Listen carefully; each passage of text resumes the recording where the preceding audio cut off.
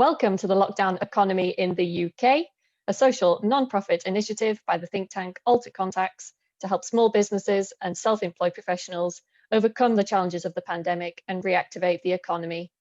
My name is Rosie Allison. I'm the local interview host for the Netherlands and the UK.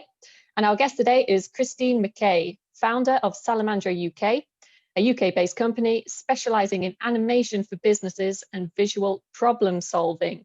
Very happy to have you with us today, Christine. How are you? I'm very well, Rosie. Thanks so much for having me. It's great to be here. Pleasure. So tell us a little bit more about Salamander UK and what you do as a business. Sure. So at Salamander UK, we're visual problem solvers. We convey complex messages for a number of B2B clients using animation on any platform. We also work in some entertainment elements as well. So we work with multinational startups, brand marketing teams, agencies, etc. And we use a whole plethora of animations. So we use 2D, 3D, we do stop motion, we do augmented reality, virtual reality, we mix it up with live film footage. Yeah, we've got a very passionate, high caliber team of 12. We're working in over 17 industries, from children's book illustrations to corporate explainers, training videos, or immersive virtual presentations. Our skilled team produces unique and really powerful, multifaceted visual assets, if you like. And we do this by creating stuff that really resonates with our clients' target audiences and make it memorable because it's so visual. And we're based in two places. So we're based in Eton, which is a stone's throw away from Windsor Castle. And it's actually a former Eton College tea room. And then we've got an office in Dundee in Scotland at UK's only UNESCO City of Design, believe it or not. And it's housed in the famous gaming building, the Vision Building, which is actually a former jute mill, which is lovely and historical. Yeah, interesting. So you're mixing some very historical settings with a very modern business, it sounds like, working with visual problem solving and animation. Yeah. So tell us a bit more about what happened to you and Salamander UK and your team there during the lockdown. So obviously you're based in the UK, quite a strict lockdown there starting around March time. So how did that impact your business and what did you do to stimulate it during this time? Sure. Well, Rosie, we were very lucky because having had already the two studios, and we worked very collaboratively between the two offices we had already. So we were used to that sort of virtual collaboration. So it wasn't too much of a step to set everybody up at home so they could work from home quite well with all the right kit, etc. And then just to keep that communication going. Obviously, there's sort of dips and troughs and stuff with people, how they're feeling, and if they're feeling a little bit isolated or if they're fine. People kind of change as well through the periods too.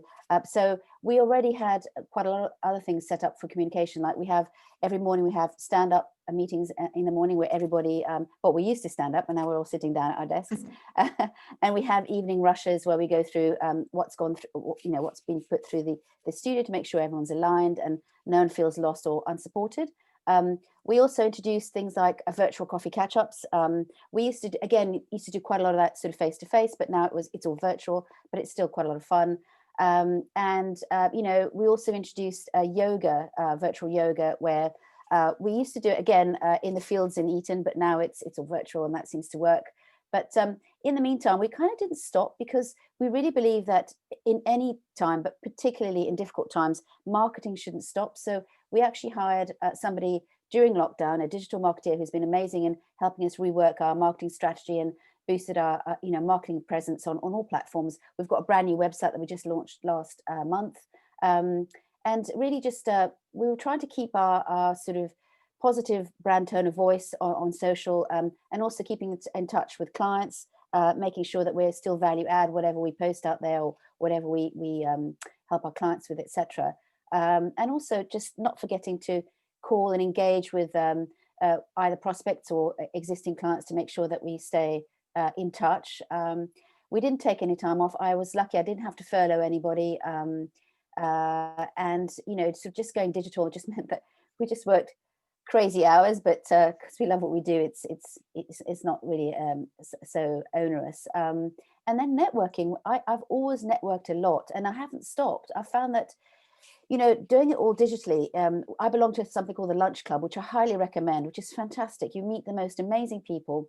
and you get to have amazing conversations. I link people up quite a lot on LinkedIn, people that I think might have some synchronicities with their business or their interests and stuff. And that's always huge fun to see, whether something develops out of that, and it's great. I sort of introduce them and off they go sort of thing. I'm also involved in a number of industry agency groups, which have been also very supportive and helpful. And, we've kind of really supported each other.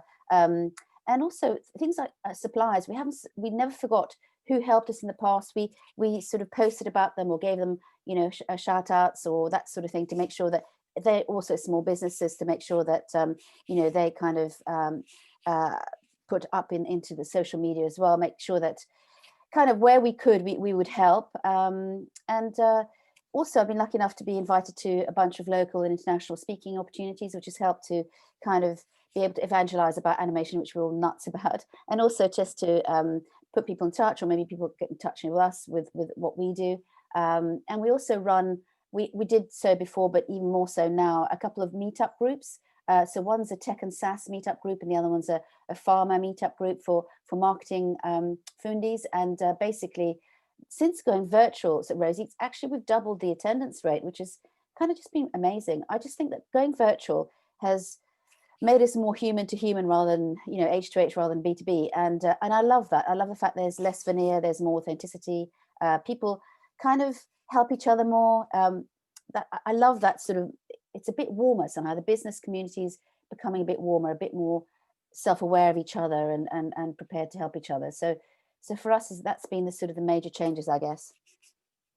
Yeah, that's nice to hear that actually during this period where we haven't been able to have so much face-to-face contact, that actually the human side of your business has actually been increasing. You've had more meetings, more networking. I think that's a great piece of advice for anybody out there that's struggling during this time, is reach out. So you mentioned many things there that worked for you during this time, but were there any things that maybe you tried to implement that were slightly less successful? Can you give any advice on that? Well, there's always technology that is wonderful when it works and a nightmare when it doesn't. We've had a few Zoom meetings which have been a bit of a interesting experience. So we've actually caught clients in their pajamas. They weren't expecting a video call, which is quite amusing. Also on our meetups, we've had a complete nightmare where the meetup platform wasn't working at all. So we had all these people trying to get in and it wasn't working. So I had, thankfully, my team behind me sort of frantically contacting everybody saying, we are taping it. And there's always kind of a way around it. It's not maybe the ideal situation, but those have been sort of, it's more technical hitches really. And also because, so one major hitch is Eton is quite, so our hub and our sort of, although we're up in the cloud, we've got our NAS system in Eton, and being an old town, it has a lot of power failures. So what happens is when we have a power failure, it knocks the whole NAS out, and one of us has got to drive in and reconnect everything. So that's been quite interesting. So I'd say technology is the bit that's tripped us up a bit, but we've thankfully found ways around it. It's given us a few interesting experiences. Definitely, I think everybody can relate to that in these digital times.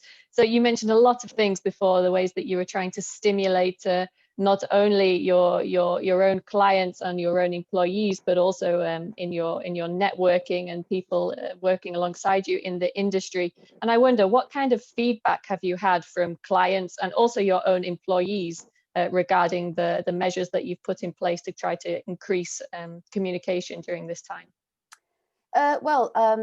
We've had some great feedback from clients and contacts on what we post online. In fact, we have one of our clients one of our contacts rather in the States who actually messaged me and said, "I'm loving your posts. I can't believe that you keep finding positive stuff to put out there. How do you do it? And you've really made my day." And that really kind of made us feel great because, a lot of the stuff we might be posting other people's work or stuff that we love. It's not necessarily stuff about us all the time, but we do try and keep upbeat and share cool things or, inspiring things, because I do think that's kind of what we all need.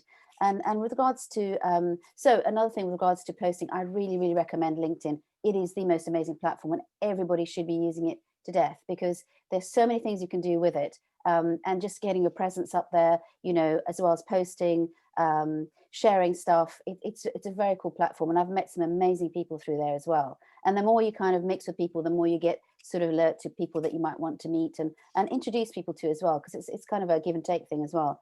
And the feedback as well is, although people don't always engage with our posts, they do say, oh yeah, we see your posts, they're great, you know, keep doing it, which is kind of quite cool as well, because sometimes you don't get engagement going, well, you know, is anybody listening or watching?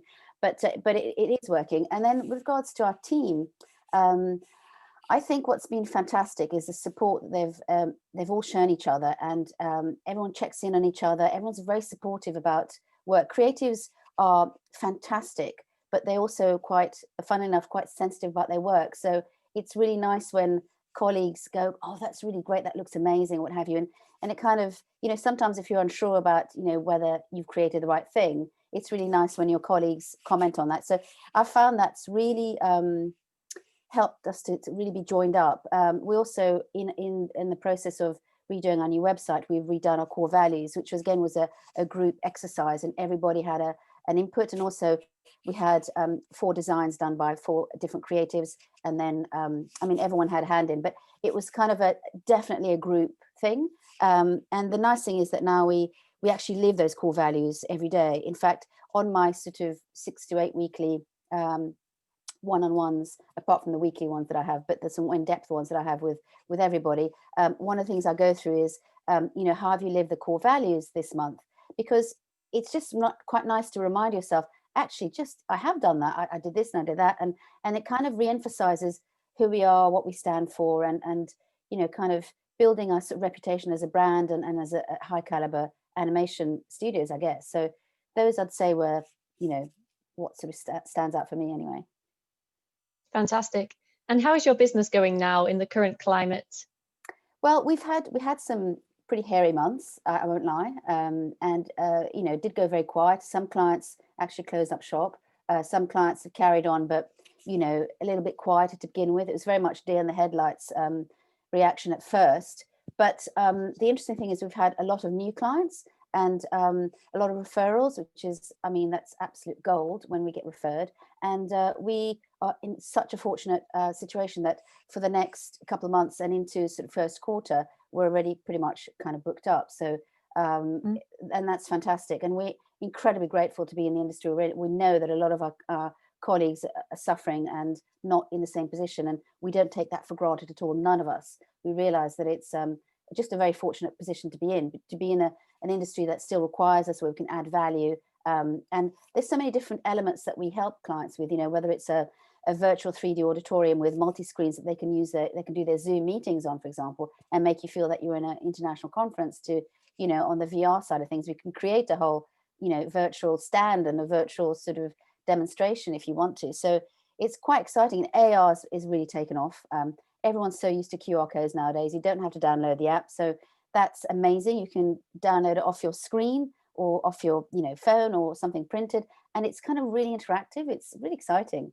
I mean, the thing is, software and hardwares, they're falling over themselves to really keep up and do new innovations for, you know, marketeers and getting communications out there.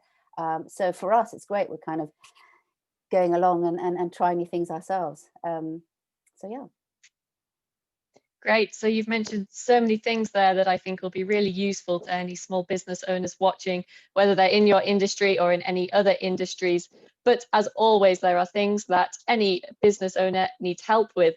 So in the current times, you and Salamander UK and your team, what things do you need help with? If you could name 3, what would they be?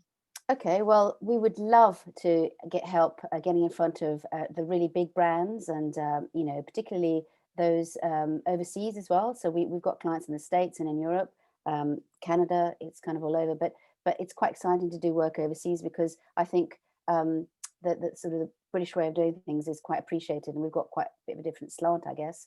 So that'd be really, really cool. We would love to we've applied for the Kickstarter scheme, which and for those who don't know, it is a UK initiative, government initiative, which we think is fantastic, where the government support the cost of taking on people who would normally be applying for universal credits and put them into a working environment and they support it for the first 6 months, and then you either keep them on or the contract can be finished. We want to take 5 people. We've got 5 roles that we'd like to apply for both studios, and with a view to keeping them on, because we really want to grow, and there's a few roles that we really need some help on. So we're really hoping that we get that because it's still in the, it's going through all the processes. So that'd be amazing. And yeah, I guess just as I say, international clients and sort of either big clients or big agencies, because we do work with a bunch of agencies with probably 60-40, 60% brands and 40% agencies, because often agencies don't have animation in-house, and we love helping out. So those would be it. I think that's 3. Yeah. Sometimes it's difficult to only choose 3. I'm sure there's a million more things that you could have said, but that's great. Thank you, Christine, and thank you for your insights today. Like I said, I think a lot of valuable information in there that can be useful to any small business in any industry. And as you heard, Christine is obviously very active on many platforms with Salamander UK, and so I will link those below so you can check out her work. And please don't hesitate to either contact me or Christine on LinkedIn if you have any questions about anything that we have spoken about today. So I invite you to like this video, subscribe to the AlterContacts YouTube channel, because in the coming weeks, we're going to be sharing many more insights with you from small business owners from across the world. Christine, like I said, thank you very much. Lots of information there. Do you have any final words for anybody watching? No, just thank you very, very much for having me on. I'm really humbled and very flattered to be on this. It's amazing what you guys are doing. Please keep it up. I think it's a fantastic platform. And I was saying earlier in our chat before we started, I love the international side of things. I love hearing about other people's stories and how we're all kind of fragmented but the same. And that sort of comes through in your interviews. It's lovely, actually. It's inspiring, and also back to that whole humanity thing. I think it kind of really binds us as a species, I suppose, but in a business environment. It's really cool. Thank you. Thank you.